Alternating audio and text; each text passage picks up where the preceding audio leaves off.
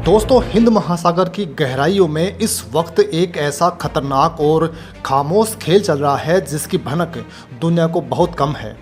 एक तरफ चीन अपने विशाल और दैत्य जैसे युद्धपोतों को समंदर में उतारकर भारत को घेरने की कोशिश कर रहा है, तो वहीं दूसरी तरफ ऐसा लग रहा है जैसे भारत बहुत शांत है, लेकिन असलियत इसके बिल्कुल ठीक उलट है।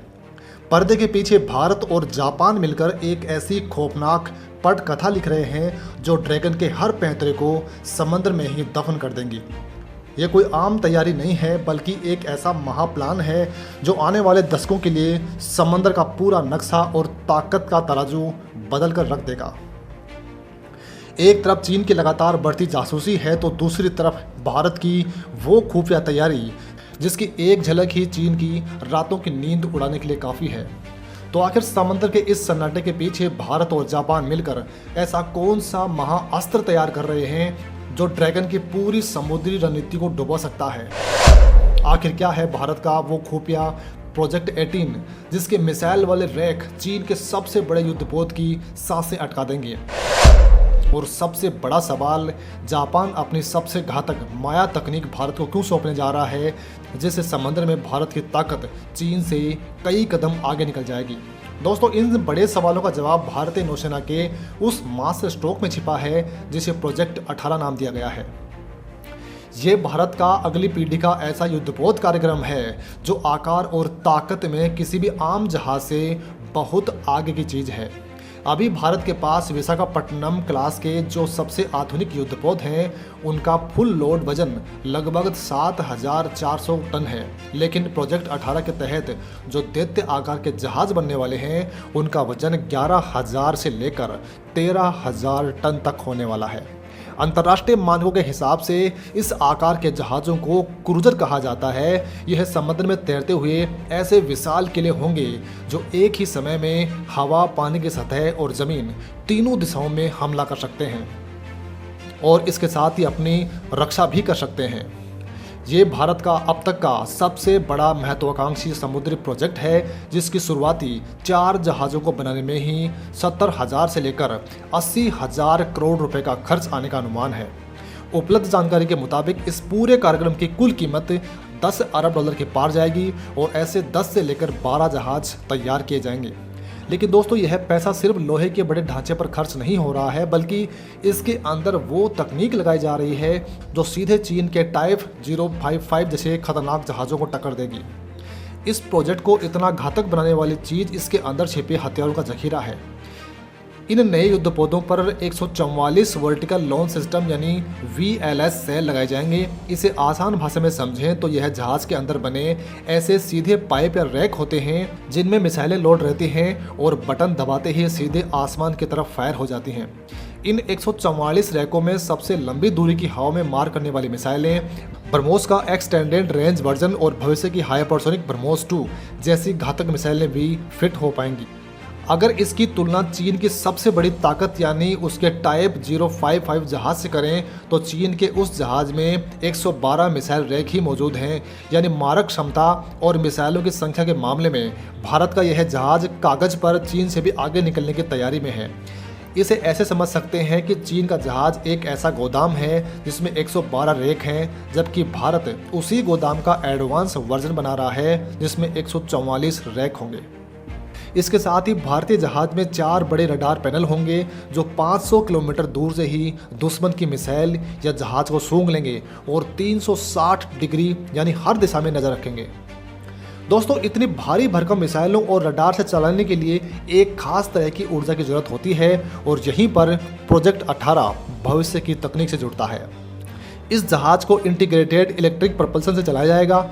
इसका सीधा मतलब ये है कि जहाज के जनरेटर सिर्फ बिजली बनाएंगे और उसी एक बिजली ग्रिड से पूरा जहाज चलेगा, चाहे वो रडार हो, मिसाइल सिस्टम हो या फिर भविष्य में आने वाले लेजर हथियार हों।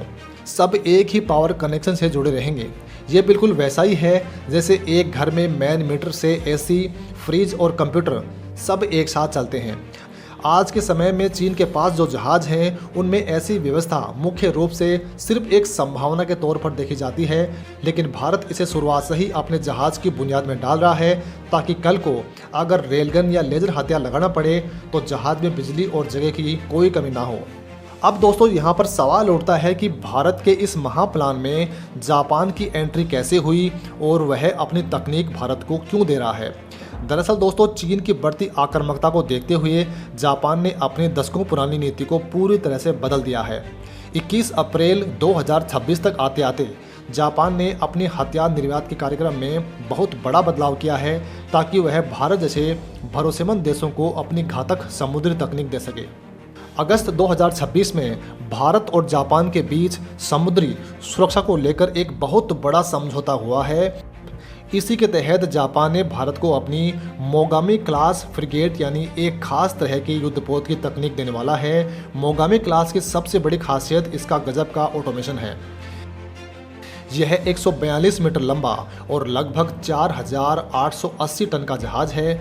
जापानी तकनीक का कमाल देखिए कि इस इतने बड़े जहाज को चलाने के लिए पहले जहां 200 लोगों की ज़रूरत होती थी, अब सिर्फ इसे 90 लोगों का क्रू चला लेता है।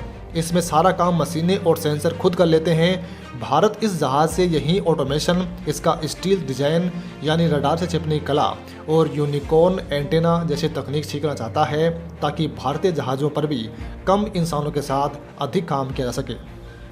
लेकिन दोस्तों भारत की असली नज़र मोगामी से भी आगे जापान के माया क्लास डिस्ट्रॉयर पर टिक चुकी है। मोगामी एक मीडियम साइज का जहाज है, जबकि भारत को 13,000 टन का अपना प्रोजेक्ट 18 बनाना है जो किसी भी समुद्री बेड़े का कप्तान बन सके। यहीं पर 10,250 टन वाला जापानी माया क्लास जहाज एक गेम चेंजर साबित हो सकता है। माया क्लास जापान का सबसे आधुनिक और सबसे खतरनाक युद्धपोत है जिसमें 96 मिसाइल रैक लगे हैं। यह जहाज आसमान से आने वाले बैलिस्टिक मिसाइलों को बहुत ऊपर से ही ट्रैक करके मार गिराने में माहिर है। यह अपनी जानकारी दूसरे जहाज़ों के साथ रियल टाइम में शेयर कर सकता है। दोस्तों रिपोर्ट्स के मुताबिक भारत सीधे तौर पर माया का पूरा सिस्टम नहीं ले सकता है क्योंकि उसमें अमेरिका की भी कुछ तकनीकें शामिल हैं, लेकिन भारत इस बात में गहरी दिलचस्पी दिखा रहा है कि इतने बड़े और ताकतवर जहाज का डिज़ाइन, उसका पावर मैनेजमेंट और उसकी अंदरूनी संरचना कैसे काम करती है। अगर जापान की मोगामी क्लास का ऑटोमेशन और माया क्लास के बड़े जहाज बनाने का अनुभव भारत के प्रोजेक्ट 18 के साथ जुड़ जाता है तो इसके नतीजे समंदर में भूचाल लाने वाले होंगे।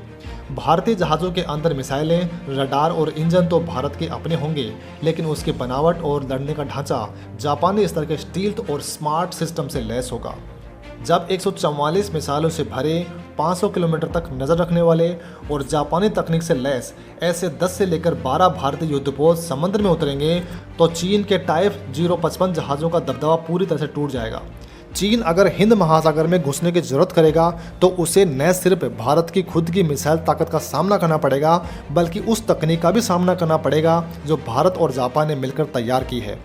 यह सिर्फ एक जहाज़ बनाने की कहानी नहीं है, बल्कि यह हिंद महासागर में चीन की घेराबंदी को हमेशा के लिए ख़त्म करने वाली भारत की सबसे बड़ी और सटीक रणनीतिक तैयारी है।